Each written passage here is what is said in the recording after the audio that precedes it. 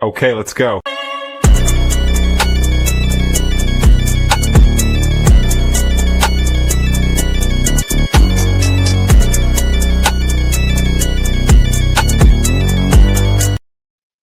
What is up, Broncos country? I am your host, Fanatic Dak. Joining me today is my boy Kinley. Let's get it. I'm feeling good today. Last episode, I was in kind of a sassy, maybe upset mood. It's all water under the bridge now, bro. We feeling good. We feeling good. The Broncos play on prime time, ladies and gentlemen. Oh, and by the way, Kinley and I have two new segments. We added a little flavor to the show to make it a little more fun. We also want your interactions within the comments. So we created two new things. So I'm excited to jump right into this matchup with Cincinnati and Denver. How about you, Kinley? Same. I'm looking forward to this segment and the two new segments we created. Bounce back game for Bo Nix and the Broncos. Yeah, I think so. things are looking up, ladies and gentlemen. But first, our first segment for this show will be The gridiron cover, baby.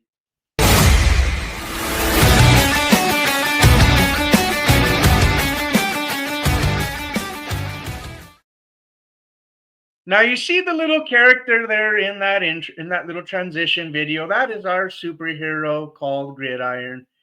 Kinley and I designed it. It's a lot of fun. A lot of fun to add to the show. It's a cute little thing. Whatever. But with that being said, this is the gridiron cover is for the over and under. It's set at 44.5 for this Broncos and the Bengals matchup. And also, this is going to cover the spread at -7.5. The Broncos being favored, which is why their logo's next to them. So, with that being said, we're going to go over to see with this gridiron cover and to see whether the Broncos will cover the spread and will the over under be covered. What do you think, bro? I Give me think your both. over and under. I think I'm taking the over.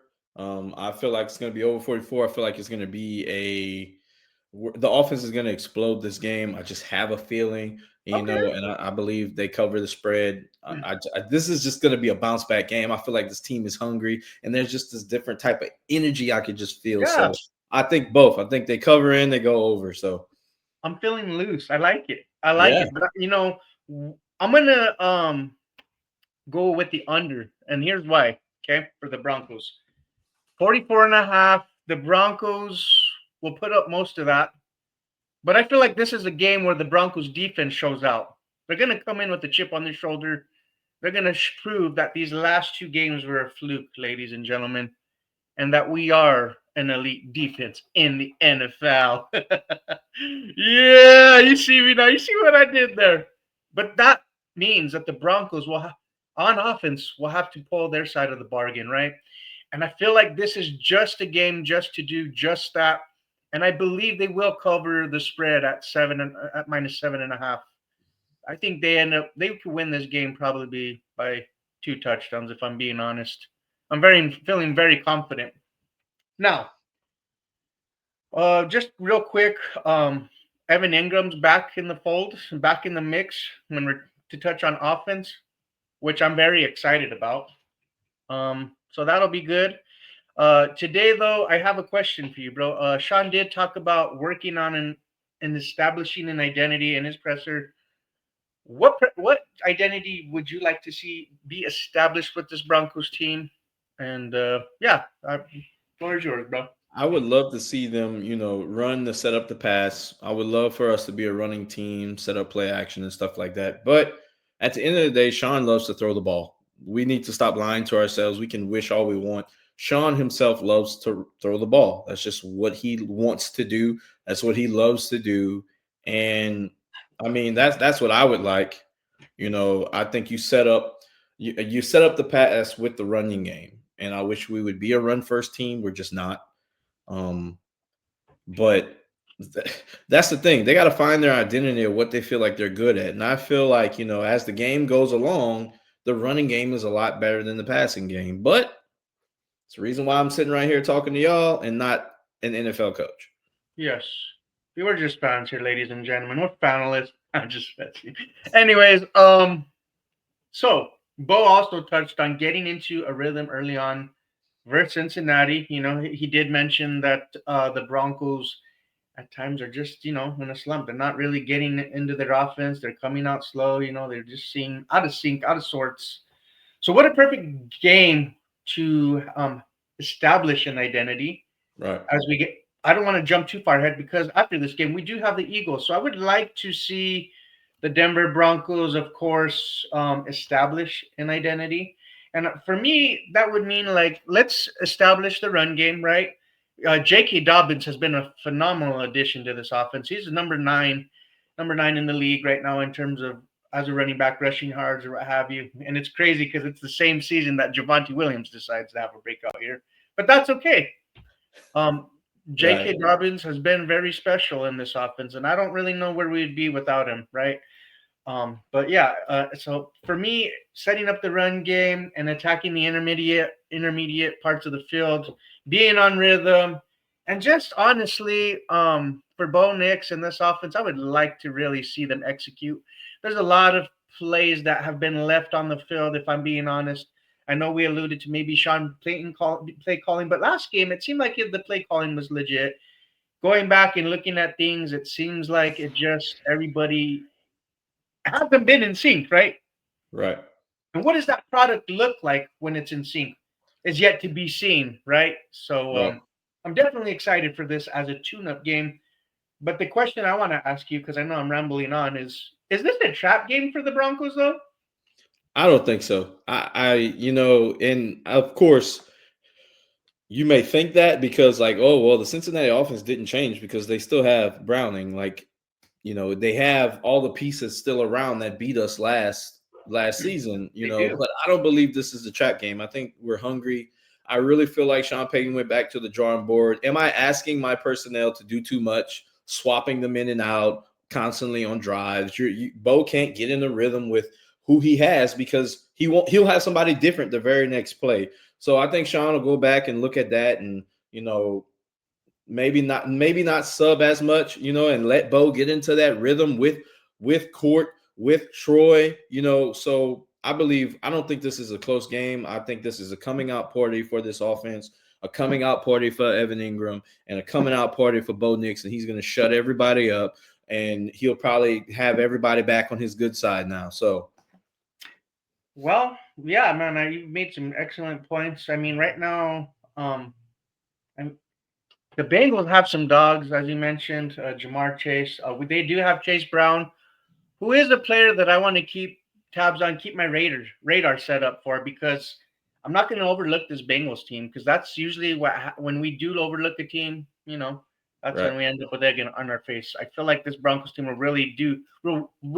really come in with a chip on their shoulder. Yep. But Chase Brown is a guy that I'm looking at because he can be an impact in the receiving game in terms of the running back position and attack our linebackers, who we've already discussed in previous episodes on here, is the Achilles heel of Yeah. this defense. So I wouldn't want them to get their, get things going on us either, right? Let's be honest. Yeah. So I would Yeah. tread lightly with that. Jamar Chase is still an elite level talent, no matter who his quarterback is. And last I saw, Jaguars, when Drake Browning came in, it seemed like Jamar Chase blew up that game against Jacksonville that Joe Burrow got injured. So just Yeah, want to let the viewers know. that's fair. That's a fair analysis. I just don't think Browning can make some. I don't think Browning can make the throws, and that Burrow can. And not only that, like his awareness in the pocket. Sean Payton alluded to that today. Like Browning's more of a pocket quarterback, so he's going to be in that pocket. Burrow can escape a pocket. He can maneuver in the Yeah, pocket. And that's a big. he's surgical within the pocket as the Yeah. pocket So passer that we've I seen think Joe Burrow. that's so I expect Allen, Bonito, Cooper, Myers, Ellis to Yeah, feast on that, and that might help then that's going to help the back end a lot too. So but you still got to respect Jamar Chase and T. Higgins. You know what I'm saying? That's a given, of course, because they're elite guys. Higgins really hasn't blown up this year. Let's hope he doesn't get a kickstart this weekend. I believe the Riley Moss and Higgins showdown. I think Riley might get him this time, but I'm not gonna get much into that because I know you got some stuff to say about that. So Yeah, no. Excellent points though, Kinley. Great job, bro. That's a good analysis that you make there. Yeah, right now, I think if we can, of course, I like the pressure that we brought against Justin Herbert last game. We really did rattle him. It just came down to Justin Herbert just being special, the special talent that he is, yeah, type of thing. Nick Bonito has been nothing but special this season. He continues the Defensive Player of the Year campaign that I've touted for, as you've heard me many times, maybe on the show, other shows, But yeah, dude, I think Nick Bonito can rattle and really frustrate Jake Browning in the pocket, if I'm being honest. This whole front seven, to be honest, with the secondary really holding their own. The thing that I would hope for is like plays don't break down and we get lost in communication, and there's completed passes or what have you. yeah. So that's something I'm just hopefully that doesn't happen. There is one key factor. I mean, like you said it earlier too. Like our linebackers versus Brown. And P Ryan's also there. He's a capable back out That's the yeah, backfield, receiving wise. yeah, Like let's just hope, when they need a first down, they don't attack our linebackers or they do a swing pass out the backfield and nobody's covering. This is week 4. If we're not fixing that problem, VJ, what are we doing? I believe it gets fixed though. Hopefully. yeah, But that's just the key factor to watch for is can our linebackers slow them down, slow their running backs down. They still got Kaseki, who's a solid tight end, and they brought in Noah Fant, who has, I believe, caught 2 touchdowns so far. So I mean, you got to guard him. I mean, I expect us to tackle him. If I see Noah Fant breaking tackles and he didn't even do that for us, I'm gonna be so upset. they Because do like have Geisky, bro. They do have Geisky that will cause problems last season right, and at so the tight end. So it's just our linebackers have to step up. yeah, They have to do more. They have to know that they're the weakest link on this defense, and they have to know teams will attack them. And so if to beat Cincinnati, you cannot let them continue to attack your weakest part of the defense. right, Offense needs to execute first down, second down to make third down more manageable. Defense needs to execute and not shoot themselves in the foot, along with offense too. But sometimes the defense shoots themselves in the foot also. So as a team, as a whole, in order to just dominate this game, you execute first, second down. Sean Payton, run the damn ball. Defense, don't let the running backs beat you. yeah, Because and the past 2 weeks, that's pretty much it's been running backs beating us. Because Herbert literally was doing nothing. Let me just keep dumping it off to the running back. Let me start dumping it off to my tight ends. Where are the linebackers? We don't know. They're just in the cloud somewhere. But don't let it happen this week. Ramble over. yeah, dude, no, that's fair. So to transition over, I wanted to get into our next segment, if you don't mind. Of course. So let me just do just that, ladies and gentlemen.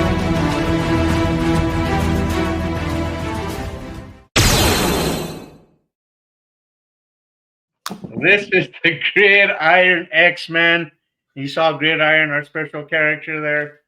Who is your Gridiron X-Man for this Broncos Bengals matchup? Kinley, the floor is yours, bro.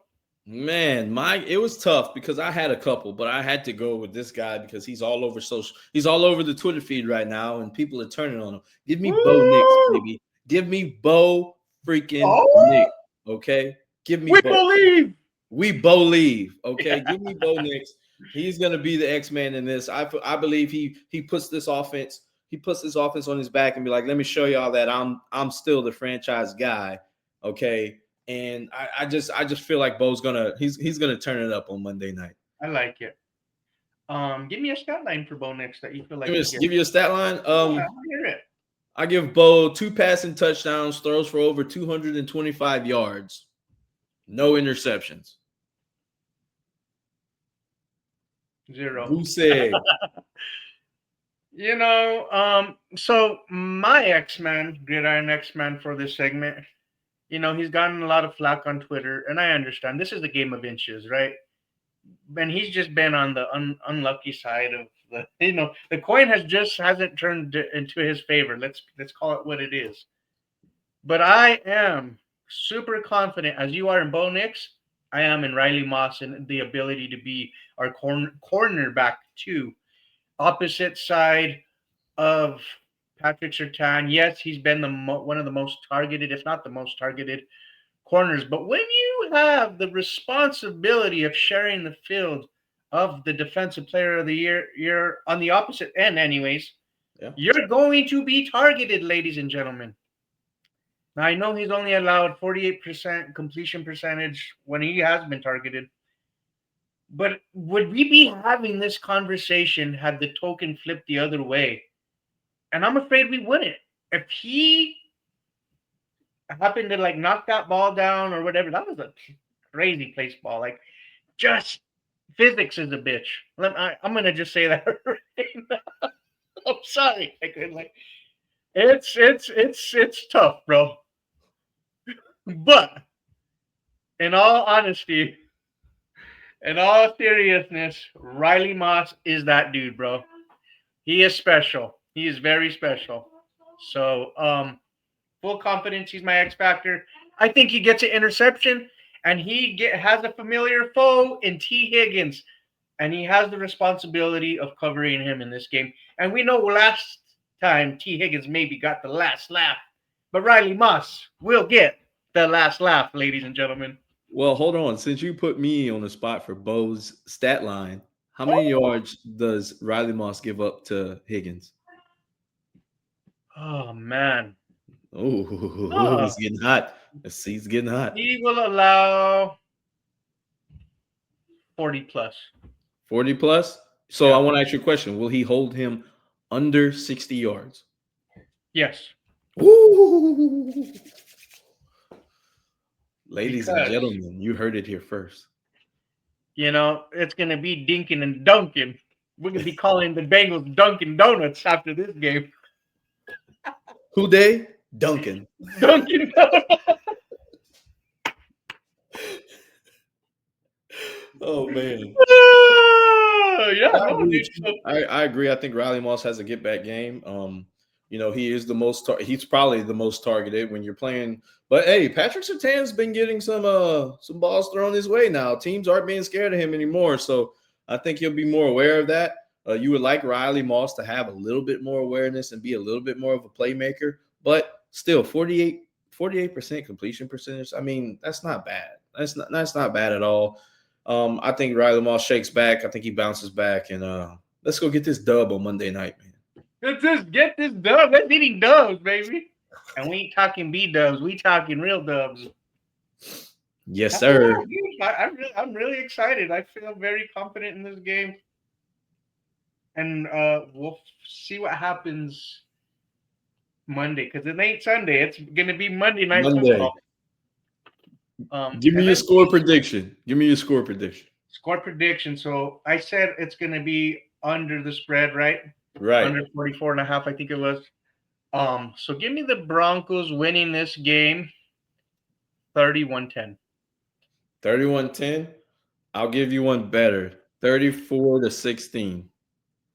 Woo! And you said the over, right? Yep. Mm-hmm. Yep. 34-16. And it sounds like they're getting a touchdown because it's what? It's garbage time. Garbage time. Touchdown. Okay. No, this was a good discussion, bro. I'm really excited, and I think I'd be feeling pretty good if we put a good product on offense and defense. All three phases. Special teams needs to be legit too, though, when it comes to game day, right? They got to be crisp because it's been crisp special teams. It's been everybody, all phases, right? That have kind of held us back of getting these last two wins. If I'm being honest with you guys. So no, this was fun. Let us out, bro. What else do you got? Oh, the uniforms. Is it finalized? Is the cap white or is it blue? Do we know? The cap is blue, so it looks like we may be going all navy, and I hope we are. Because it's the cleanest look. All navy is the cleanest. That's pretty cool. I love it, and I hope we see it on Monday. If they decide to go blue, navy helmets, navy jersey, and white pants, I'm okay with that too. But I hope they go all navy. But everybody, that's all we got for today. We appreciate y'all joining us today. My guy Dak here, your boy Kinley. Y'all can Thank follow you, us guys. on Twitter. Follow the pod at Buckham Pod. We have a TikTok. Follow our TikTok at Buckham Pod. Don't forget to like, subscribe to the channel. We are at 240 subscribers. Hit the notification bell. Our goal is 500 at the end of the season. So help us get there. We appreciate y'all. We'll be dropping a whole lot more. And remember, if it ain't about the Broncos, Buck 'em. Peace.